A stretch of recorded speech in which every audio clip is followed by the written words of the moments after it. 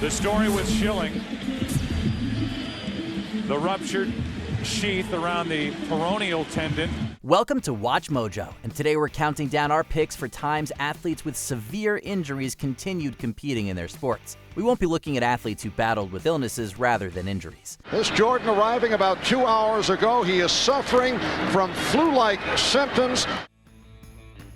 Number 10, Kirk Gibson. Coming into the World Series in 1988, the Los Angeles Dodgers' Gibson was carrying a pulled left hamstring and a swollen right knee after his performance in the National League Championship Series. Slices one to left. Gibson coming to the line, dives, and makes a catch as he was falling down. As such, he wasn't expected to face the Oakland Athletics, the heavy favorites. But in Game 1, with the Dodgers down 4-3, Gibson came in as a pinch hitter and hobbled up to the plate. With all the tension in the world, he struck a 3-2 backdoor slider into the bleachers, winning the game for the Dodgers and giving them the momentum to win the series. High fly ball into right field. She is gone! In 2024, history repeated itself when Dodgers player Freddie Freeman, with an injured ankle, struck a walk-off grand slam in Game 1 of the World Series. Cortez delivers. Freeman hits the ball to right field. She is gone! Gibby, meet Freddie! Game 1 of the World Series! Number 9, Ronnie Lott. According to legend, a piece of Lott was left on the field after this infamous injury. Ronnie Lott hurt his left hand on that play. Late in the 1985 NFL season, the San Francisco 49ers faced the Dallas Cowboys. Lott was involved in a nasty tackle on the Cowboys running back Timmy Newsome. Somehow it caused the 4-time Super Bowl winner to tear off part of his left pinky finger. Yikes. Afterward, Lott got his crooked little finger taped up so he could play in the playoffs. His main concern was when he could get back to play the next weekend. Said, I got to play, and he was like, it's going to be hard to play with the front of your finger, gone. After his team's loss, he had a decision to make in the offseason. Either Lott could have a pin inserted to restore the damaged digit, which would cause him to miss games, or have the damaged part amputated and return sooner. Lott went with the latter. I did it because I do believe that I wanted to get out there for the right reasons. I wanted to play to help my team. Number 8, Franz Beckenbauer. Upon losing to England in the 1966 World Cup final, Beckenbauer was ready to help West Germany win the prize in 1970. Beckenbauer returned to the fray at the 1970 finals in Mexico. This time, his role was more withdrawn, taking his place at the heart of the German defense. After getting revenge against England in the quarter-final, in the semi-final, his side faced Italy in what was known as the game of the century. Around the 70th minute, disaster struck Beckenbauer when a foul caused him to dislocate his shoulder. In the semi-final, he dislocated his shoulder, following a foul on the edge of the penalty area by Italian defender Pierluigi Serra. With Germany having used their available substitutes, the man who had become known as Der Kaiser strapped his injured arm into a sling and continued playing into extra time. While Germany would lose 4-3 to Italy, Beckenbauer would go on to captain his nation to win the 1974 World Cup. Beckenbauer became the first captain to lift the brand new FIFA World Cup. Number 7, Patrice Bergeron.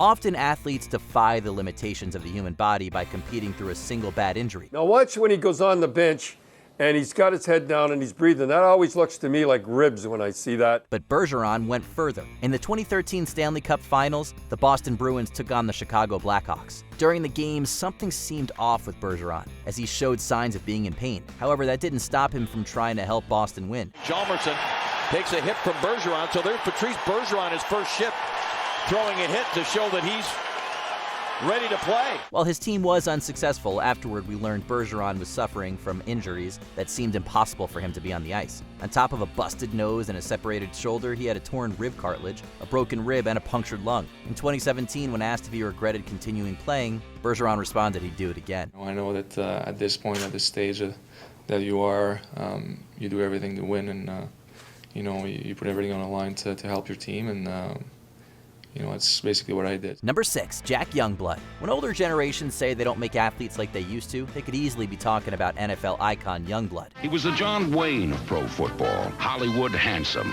cowboy tough. He played muddied and bloodied. In the 1979 divisional playoffs against the Dallas Cowboys, the Los Angeles Rams' legendary defensive end had an issue with his leg. The team doctor informed Youngblood he had broken his tibia, though other sources say it was his fibula. So he got the medic to tape it up and returned to the field. Youngblood went on to play in the NFC Championship, Super Bowl 14, and the 1980 Pro Bowl with his fractured leg. I said, tape the thing up, and we'll worry about it when the game's over. Win, lose, or draw, then that's the time to worry about it. You can't worry about it now. I can still walk on it and still run. Tape it up, give me 2 more aspirin, and let's go play. Unbelievable. Throughout his career, he only missed 1 game in 1984, racking up 201 consecutive appearances. Decades later, when asked how he managed to do that through the pain, Youngblood stated he had no idea. Well, there's several reasons why we're here.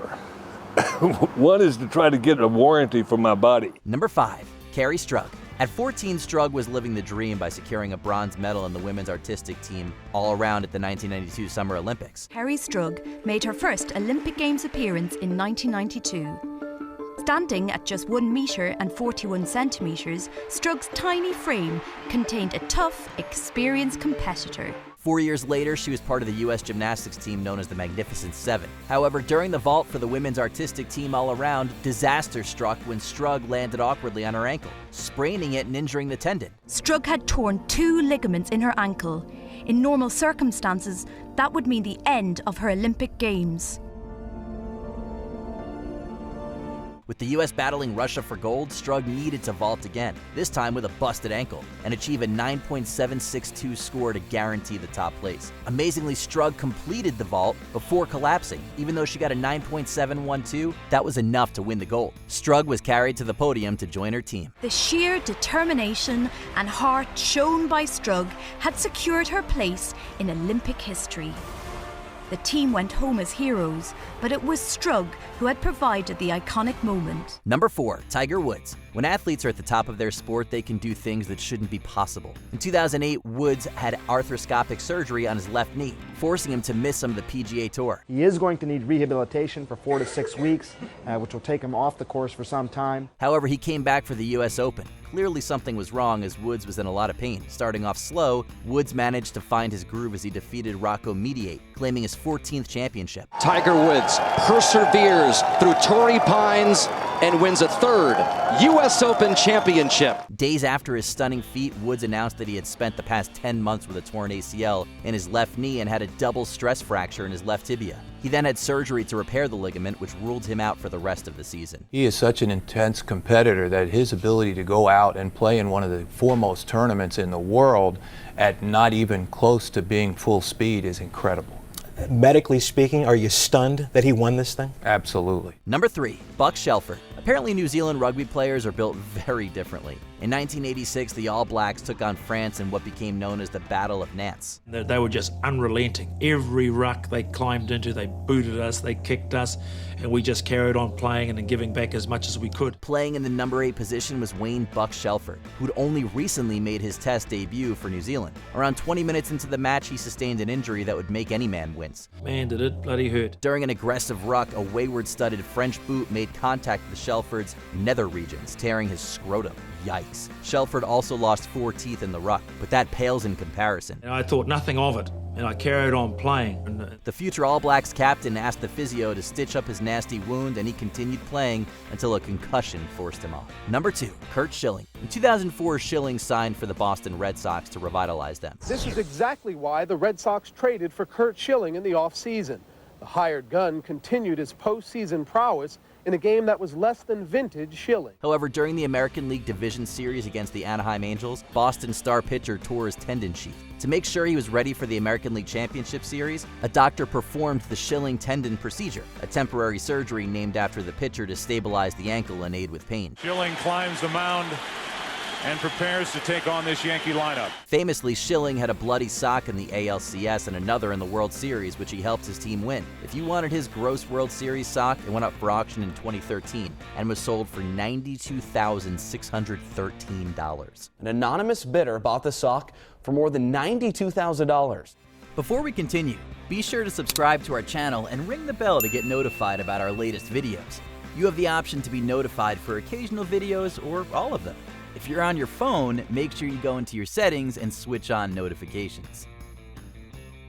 Number 1, Bert Trautmann. In 1956, Trautmann played for Manchester City in the FA Cup final against Birmingham City. The game's remembered most for the bravery of City's German goalkeeper Bert Trautmann, who played the last 15 minutes with a broken neck. Late in the game, the goalkeeper's neck collided with Birmingham's Peter Murphy's knee. Even though he was sore and dazed, he had to remain on the pitch as substitutes didn't exist then. When Trautmann collected his winner's medal, Prince Philip apparently commented on the keeper's bent neck. After attending his team's celebration, Trautmann went to the hospital only to be told it was nothing serious. After his second opinion, he discovered he dislocated 5 vertebrae, one of which had snapped in half. If it wasn't for the third vertebrae being wedged against the second one, Trautmann could have lost his life. Amazingly, Trautmann, after recovering, kept playing until 1964. Have you ever regretted getting a severe injury during sports and battled through the pain barrier to continue playing? Let us know below. I don't think I've seen a guy go down on a golf swing from back spasms in a long time.